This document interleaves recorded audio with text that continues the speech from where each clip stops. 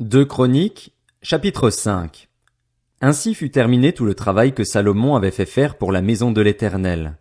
Il apporta ce que son père David avait consacré, l'argent, l'or et tous les ustensiles, et le déposa dans les trésors de la maison de Dieu. Alors Salomon rassembla à Jérusalem les anciens d'Israël et tous les chefs des tribus, les chefs de famille des Israélites, pour déplacer l'arche de l'alliance de l'Éternel depuis la ville de David, c'est-à-dire Sion.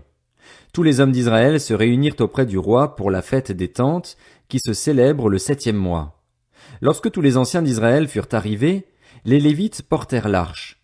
Ils transportèrent l'arche, la tente de la rencontre ainsi que tous les ustensiles sacrés qui étaient dans la tente. Ce furent les prêtres et les Lévites qui les transportèrent. Le roi Salomon et toute l'assemblée d'Israël convoqués auprès de lui se tinrent devant l'arche. Ils sacrifièrent des brebis et des bœufs, en si grand nombre qu'ils ne purent être ni comptés ni recensés. Les prêtres amenèrent l'arche de l'alliance de l'Éternel à sa place, dans le sanctuaire du temple, dans le lieu très saint, sous les ailes des chérubins. Les chérubins avaient les ailes étendues sur l'emplacement occupé par l'arche et ils couvraient le coffre et ses barres. On avait donné aux barres une longueur telle que leurs extrémités se voyaient à une certaine distance de l'arche, devant le sanctuaire, mais pas de l'extérieur. Telle a été la place de l'arche jusqu'à aujourd'hui. Il n'y avait dans l'arche que les 2 tables que Moïse y avait déposées à Horeb, lorsque l'Éternel avait fait alliance avec les Israélites, à leur sortie d'Égypte. Les prêtres sortirent du lieu saint. En effet, tous les prêtres présents s'étaient consacrés sans tenir compte de l'ordre des classes. Tous les Lévites qui étaient musiciens, Asaph, Éman, Jéduthun, leurs fils et leurs frères se tenaient, habillés de fin lin, à l'est de l'autel avec des cymbales, des luths et des harpes. Il y avait avec eux 120 prêtres chargés de sonner de la trompette. À ce moment-là, ceux qui sonnaient de la trompette et ceux qui chantaient, s'unissant d'un même accord pour célébrer et louer l'Éternel, firent retentir les trompettes, les cymbales et les autres instruments, et ils célébrèrent l'Éternel par ces paroles. Il est bon, oui, sa bonté dure éternellement. Alors le temple, la maison de l'Éternel, fut rempli d'une nuée. Les prêtres ne purent pas reprendre leur service à cause de la nuée. La gloire de l'Éternel remplissait en effet la maison de Dieu. Deux Chroniques, chapitre 6. Alors Salomon dit, l'Éternel a déclaré vouloir habiter dans l'obscurité. Et moi, j'ai construit une maison qui sera ta résidence, un endroit où tu habiteras éternellement. Puis le roi se retourna et bénit toute l'assemblée d'Israël qui se tenait debout. Il dit, béni soit l'Éternel, le Dieu d'Israël, qui de sa bouche a parlé à mon père David et qui accomplit par sa puissance ce qu'il avait déclaré. Il avait dit, depuis le jour où j'ai fait sortir mon peuple d'Égypte, je n'ai pas choisi de ville parmi toutes les tribus d'Israël pour qu'on y construise une maison où réside mon nom, et je n'ai pas choisi d'homme pour qu'il soit le chef de mon peuple, d'Israël, mais j'ai choisi Jérusalem pour que mon nom y réside, et j'ai choisi David pour qu'il règne sur mon peuple, Israël. David, mon père, avait l'intention de construire une maison en l'honneur de l'Éternel, le Dieu d'Israël, et l'Éternel a dit à mon père David, tu as eu l'intention de construire une maison en l'honneur de mon nom, et tu as bien fait. Seulement, ce ne sera pas toi qui le feras, ce sera ton fils, celui qui est issu de toi, qui construira cette maison en l'honneur de mon nom. L'Éternel a accompli la parole qu'il avait prononcée. Je me suis élevé à la place de mon père David et me suis assis sur le trône d'Israël, comme l'avait annoncé l'Éternel, et j'ai construit cette maison en l'honneur de l'Éternel, le Dieu d'Israël. J'y ai placé le coffre qui contient l'alliance de l'Éternel, l'alliance qu'il a conclue avec les Israélites. Salomon se plaça devant l'autel de l'Éternel, en face de toute l'assemblée d'Israël, et il tendit ses mains. En effet, il avait fait faire une estrade en bronze et l'avait fait installer au milieu du parvis. Elle faisait 2 mètres et demi de long et de large, et 1 mètre et demi de haut.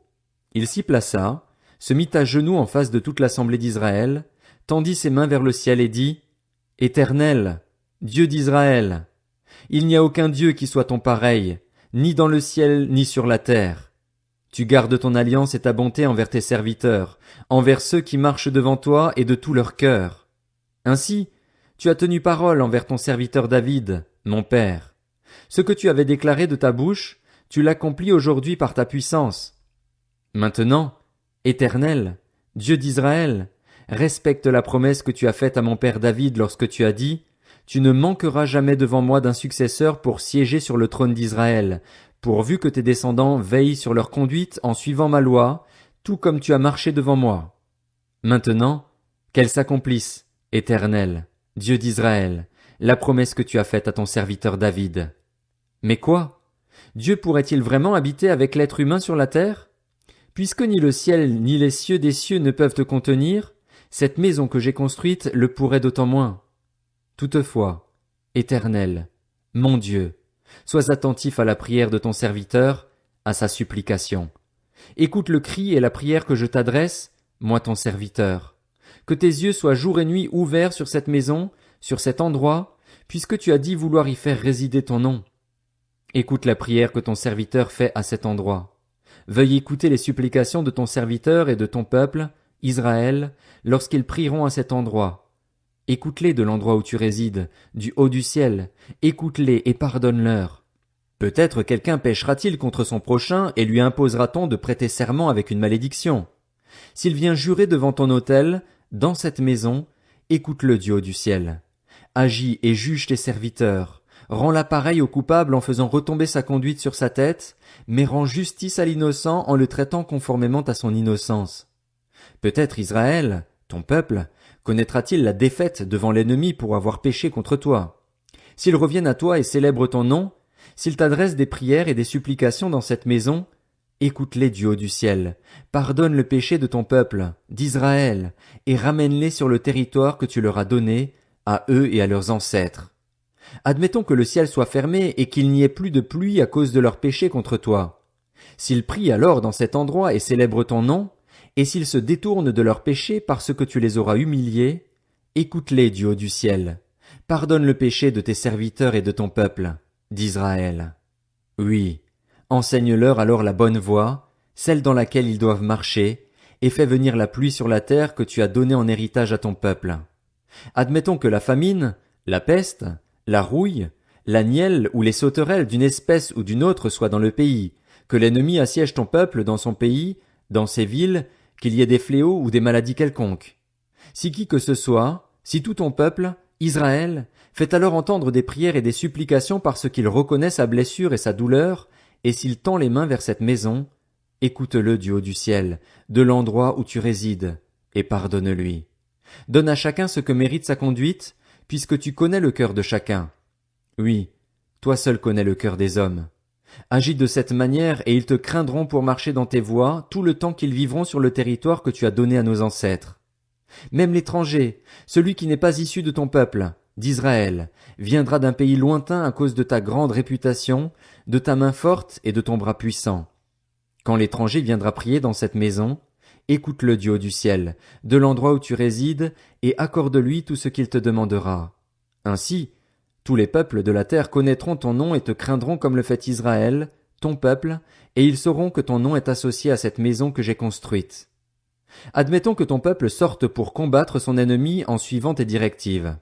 S'il t'adresse alors des prières, les regards tournés vers cette ville, celle que tu as choisie, et vers la maison que j'ai construite en l'honneur de ton nom, écoute du haut du ciel leurs prières et leurs supplications et fais leur droit.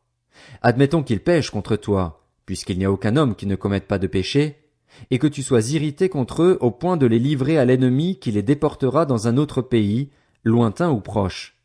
S'ils se mettent alors à réfléchir dans le pays où ils seront exilés, s'ils reviennent à toi et t'adressent des supplications dans le pays de leur déportation, en disant « Nous avons péché, nous avons commis l'injustice, nous avons fait le mal ».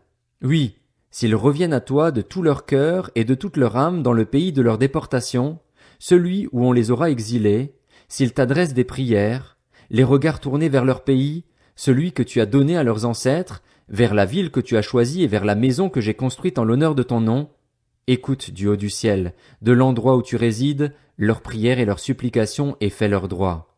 Pardonne à ton peuple ses péchés contre toi.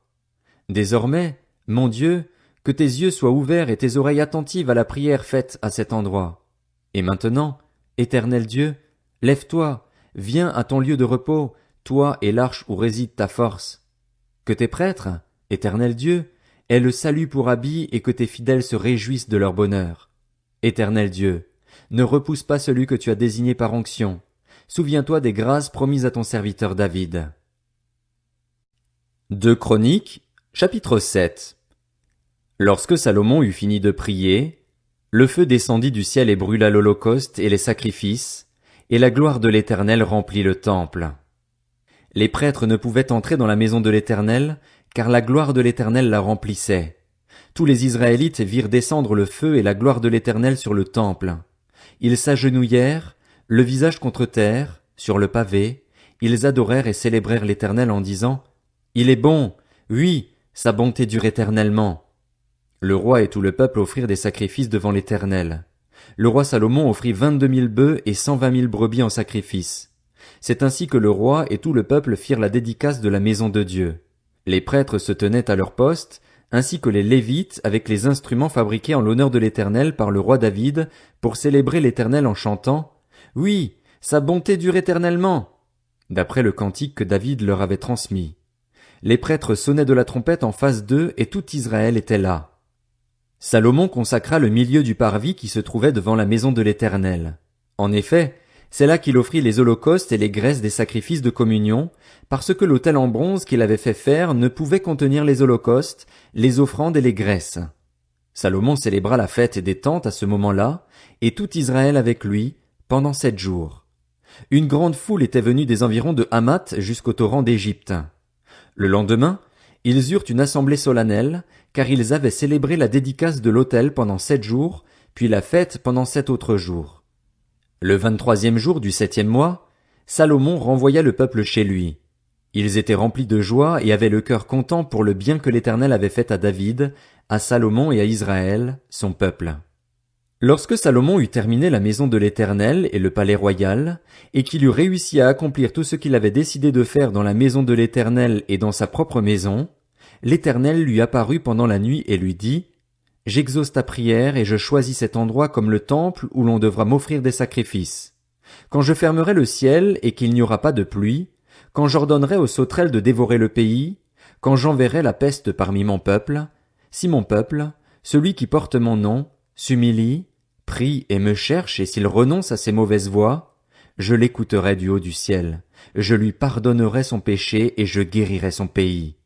Désormais, mes yeux seront ouverts et mes oreilles attentives à la prière faite à cet endroit. Maintenant, je choisis et je consacre cette maison pour que mon nom y réside éternellement, et j'y aurai toujours mes yeux et mon cœur. Quant à toi, si tu marches devant moi comme l'a fait ton père David, en accomplissant tout ce que je t'ai commandé, si tu respectes mes prescriptions et mes règles, j'affermirai ton autorité royale, comme je l'ai promis par alliance à ton père David lorsque j'ai dit: Tu ne manqueras jamais d'un successeur qui exerce la domination en Israël. Si en revanche vous vous détournez de moi, si vous abandonnez les prescriptions et les commandements que je vous ai donnés, mais que vous allez servir d'autres dieux et vous prosterner devant eux, je vous arracherai de mon territoire que je vous ai donné, je rejetterai loin de moi cette maison, que j'ai consacrée en l'honneur de mon nom, et j'en ferai un sujet de proverbe et de raillerie parmi tous les peuples.